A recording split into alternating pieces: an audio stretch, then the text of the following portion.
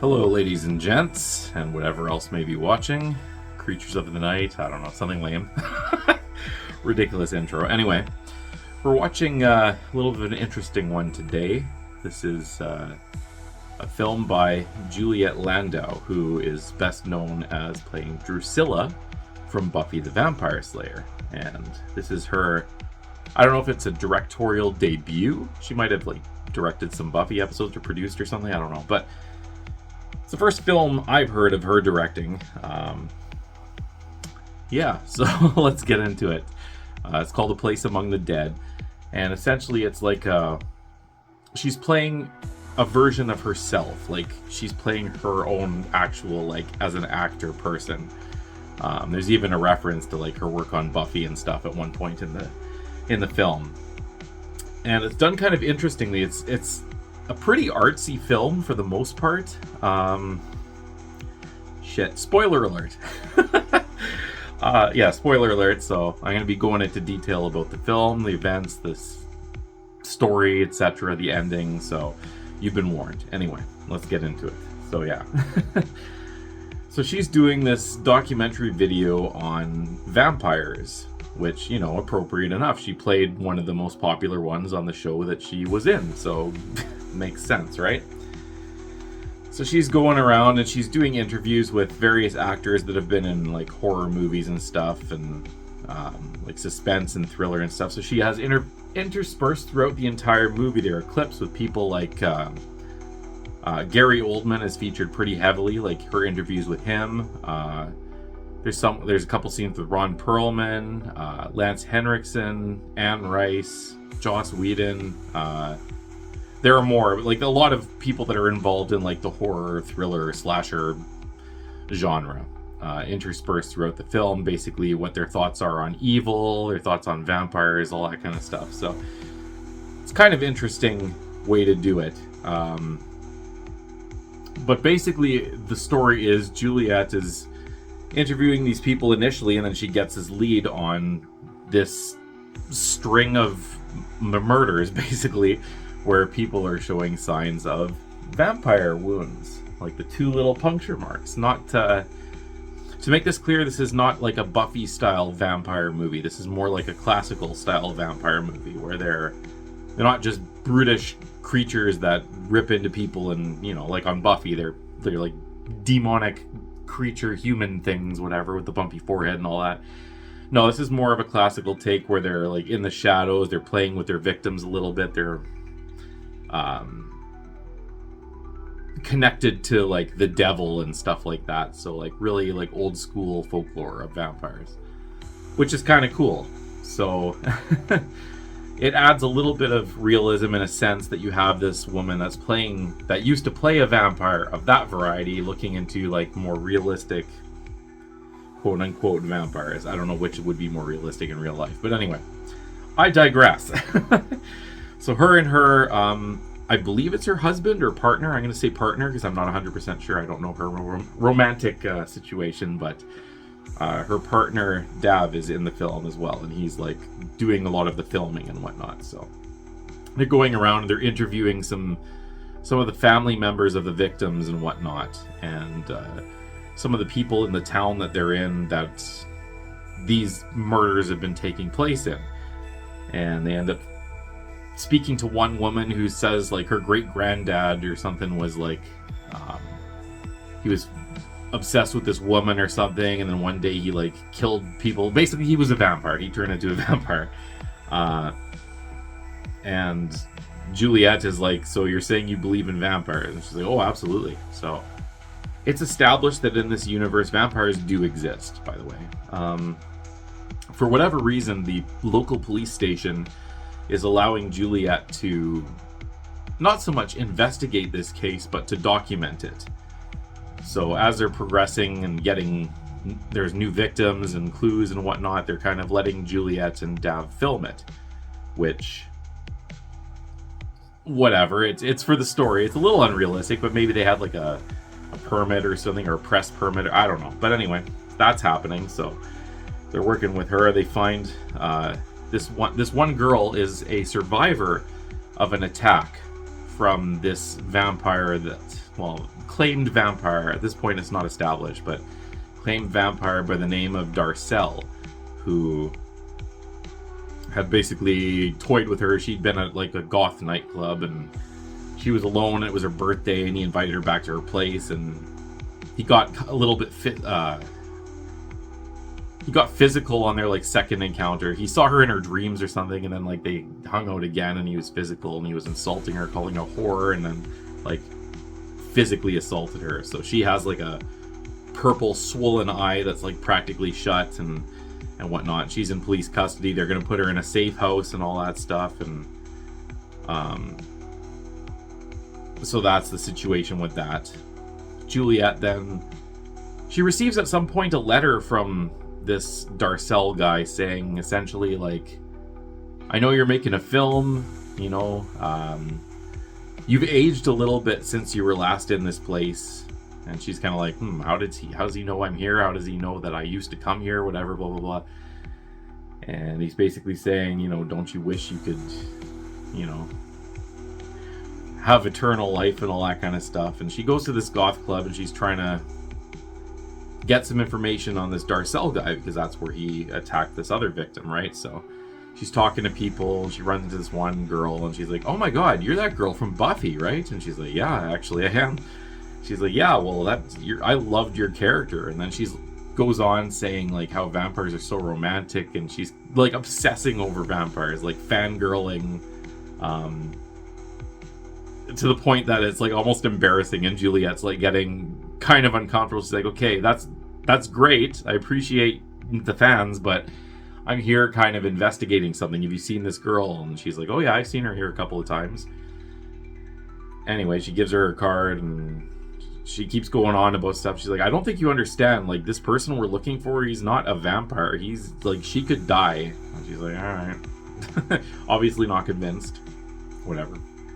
Anyway, in the hotel that they're staying at too, they find this staircase that goes downstairs, and there's like a whole like underground tunnel system that opens up into a big room, and there's candles everywhere, and there's like a crawl space that they go through.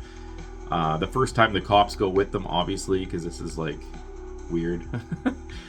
And they find a bunch of like mannequin legs hanging from the ceiling, and all kinds of candles and stuff, and an upside down crucifix and all that stuff, and it's just really weird. And then there's blood dripping from one of the mannequin legs. So that's taken back to forensic. They say that, yeah, it's 100% his blood, but it's not like, I don't know what it's from. Clearly, it's not from a person. It's not from any animal that we have on record. So obviously, it's like vampire blood, I guess, right? Apparently. Oh, and all the legs had little toe tags with like people's names, and some of them were like victims and whatnot. So I guess there's like a mannequin leg hanging. That's like his collection of everyone he's killed or something, maybe? I don't know. Kind of an interesting vibe he has going there. I don't know if I'd decorate my place the same way, but you know, to each their own. I collect fridge magnets and stuff, you know, not people's legs, so you know, to each their own. Anyway, there is more madness at the hotel. It ends up there's a note that goes under Juliet's door, and Dav sees it, and he immediately opens the door and like starts chasing this person. You see a shadow going outside, and it goes, and as soon as he opens the door, there's like no one around. So clearly that's Darcel the vampire, right? He goes back up to Juliet, and she's like, okay, like I'm like involved now. So she learns essentially that the whole reason all this was starting is because she was doing her stupid little film, as she says it, and she's like determined to put an end to this. They go to this house, and the cops show up and all that stuff, and there's or that's the house, sorry, with the weird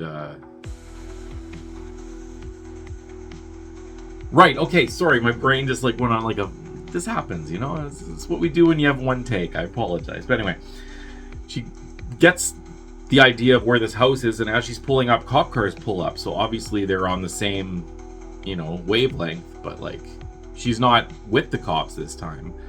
Cops show up, and they're like, stay right there, and they go in the house, and they look around, and this cop that they've been talking to the whole time, Sal, is like, okay, you can come in and you can film. Do not touch anything. I'm like, okay. And they come in and they see candles and everything, and they've been receiving weird videos as well, which have like oil painting pictures of angels and stuff. The art on those videos is actually absolutely beautiful. Like, I would hang those on my wall. They're really cool looking. It's all watercolor stuff, and yeah, really, really well done. Beautiful colors and shadows and everything. So whoever did those for this movie, good job. You have talent, way more than I do. Anyway, as they're in this house, they follow this candle trail down the basement, and they see an upside down crucifix. And this might be another scene, I can't quite remember. There's one where she goes with the cops, and there's one where there's not. But anyway, the victim that had like the black eye that they were talking to is upside down on a crucifix, crucified, dead. And you hear Juliet scream, and Dav runs over and, oh shit. And she's like, don't film, it's disrespectful, blah, blah, blah, blah. Which, to be fair, good on her. So this is getting serious now, right? So she is obsessing a little bit now. She has, back in the hotel room that they're staying in, she has like a pin board of like collage of pictures and everything.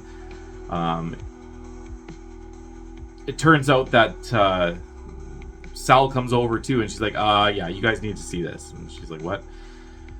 And she puts in the video, and it's more of these oil paintings. And the ones before were pictures of like angels and the portraits of the victims that Darcel had killed or whatever, or people who've gone missing that are assumed killed by Darcel or whatever. And in this video, there is a watercolor painting of Juliet Landau. So obviously the cops are like, okay, you guys need to leave town, go back to LA, you're done. And Dav is on the same page. He's like, babe, we gotta go. Like, this ain't cool. Anyway, camera cuts out and then cuts back into Juliet sitting on her hotel bed, and there's pictures spread around, and she's like, essentially explains that her and Dav had a huge fight. He took off. She knows he expects her to follow, and she knows that she should, but at the same time, she's directly involved with this guy who's killing people. He's like seeking her out specifically and acting so that she'll pursue and follow him and whatnot. And it all started when word of her making this documentary about vampires came out, or about evil and whatever. And again, there's like dispersed little segments of the interview about evil and stuff. So she goes out into the woods. She basically preps herself. She has like a little dagger. I don't know if it's like an iron steel dagger or whatever, silver maybe, to hurt vampires. I don't know. She has that, and she basically goes into the woods. And I don't know if I might have missed something. Maybe she got a lead or something, but she ends up finding this little shack with this, like a witch or a gypsy or something in it, who does a spell with her in Spanish, and it's like, I can't remember what the exact thing is. It was like vida a muerte, muerte a vida, and then a whole bunch of other stuff. And they basically just repeat it together over and over and over and over and over and over. And she leaves, and I guess it's like a protection spell or something. So basically, if she performs it on like something, I don't really know, I'm guessing. If she performs on something that like is connected to the two of them, it'll like break the link or something, or maybe it's just on her, it'll break the link. Anyway, regardless, her and Sal talk again, and Sal's like, okay, what are you still doing here? But, a lead's a lead, so I will meet you at this warehouse place or whatever, where they've been led to, essentially. So, Juliet is... Had Dav left yet? I don't even remember. Oh, no, the warehouse is where they find the upside-down crucified girl. I'm so sorry. Anyway, whatever. So, that's a while back. But now she's going, and she's in basically his lair, I guess. There's like it's in the basement, so the door to the hotel is open, and the door to the basement is open, and I might be mixing up the events here or whatever, but anyway, the end climax of the film is her going down this path of candles on the ground, and there's all these portraits of the people that had been killed, and then Right by the altar, there's an upside down crucifix, candles all around it, pentagram on the ground, and that watercolor portrait of Juliet's face right there. So she starts doing her Vita a Muerte chant around the thing. Then you hear footsteps and a struggle, and the camera falls over, and you see a foot step and pick up the camera. They show a couple clips of her running away or whatever, but yeah, eventually he catches her and cuts to her locked in a room with the camera. I guess maybe he put it up somewhere or whatever, and she's locked in this room, and she has bite marks, so she's been bitten. That's not good. If we know anything about, some vampire lore, you get bitten, you turn, right? So, is she gonna turn? Well, we'll find out. Anyway, she is there for, I think, at least 2 or 3 days, and she leaves her last goodbye to Dav and is like, listen, you're like the best thing in my life, and I'm so glad that you were there to show me what love is and all that, and I want you to live your life to the fullest, live it for both of us.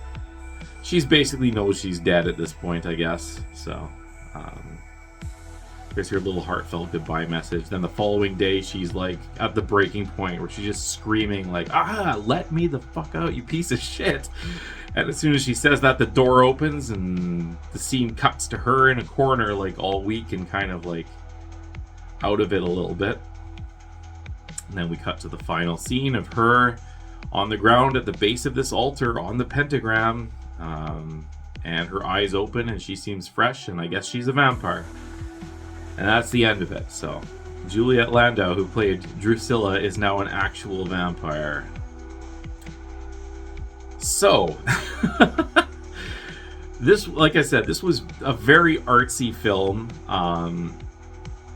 I think it was probably too smart for me, because everything in it I know was done pretty decently. Her acting actually in some scenes was really good. Some it was kind of like okay, but a lot of scenes, like any scene where she had to cry, she's actually a pretty good actor. So good on you, Juliet. You'll never see this, but good on you anyway. I mean, there's an infinite number of universes, so in one of those universes you will see this video. So there you go. Even if you did, why would you want praise from me? But regardless, the music was all like orchestral and like symphonic and stuff, and it sort of fit. It added kind of a creepy vibe to it. The paintings, again, beautiful. Like I said, if I would absolutely hang any one of those on my wall. They're gorgeous. The overall flow of the film, having it intercut with like the interview segments from the celebrities or whatever, was an interesting choice. I think it kind of worked because it was on topic. Like as the movie progressed, they would get more in depth about like evil and what it meant and stuff like that. And like at the very beginning, it has Gary Oldman talking about vampires. He's like, I'll talk about vampires if you want, but like not on camera. Whatever that means. Maybe he's Matt White. I don't know. But yeah, so those were good. It was interesting seeing, like Ron Perlman and Gary Oldman, Joss Whedon, Lance Henriksen, all that in here. That was cool. Overall storyline, I mean, it's interesting. Some parts kind of didn't make a lot of sense. I don't know if this would be classified as a found footage film. I guess it kind of would be, right? Because everything was like a handheld cam. Let me know if you think this is a found footage film, if you've seen this one, because I actually don't know. In some aspects, I'd say it is, but then maybe it's just a flat-out documentary, and then in other aspects, it's beyond that. It's like an actual story, so I don't know. I'm going to say it's a found footage film, because I don't know what else to classify it as. That being said, what am I going to rate this? Because I'm rambling on a little bit too long here. It probably deserves higher than what I'm going to give it, but I kind of didn't really get it. Like, I got it, but it's a little too artsy for me. So I'm going to give it a 4.5. 1. 4.551. That's what I'm going to give this one. Like I said, I feel like if I was smarter about these kind of films, I would get it a lot more. I didn't look at what anyone else rated it, so maybe I'm accurate in my rating, but that's just how I feel. I don't think I'll watch it again. I rented it for $3 on like Apple TV, so not a waste by any means. And yeah, I've been a big fan of Buffy, so anything that they're involved in, I try to check out and see what it is, you know, what it's all about and stuff. So, I mean, I was going to watch it at some point anyway, right? So that's pretty much all I got for that one. But like I said, yeah, the emotional scenes, Juliet can act pretty well. I approve of that. And yeah, that's all I got. So check it out or don't. This is kind of it really depends on if you're into artsy films or not. So if you are, check it out. You might like it way more than I did. If you're more of a standard kind of movie viewer person like myself, it's take it or leave it. I don't think you'll walk away regretting watching it, but yeah, I could see it being hard to follow for some people. So that's what I got. And that is A Place Among the Dead.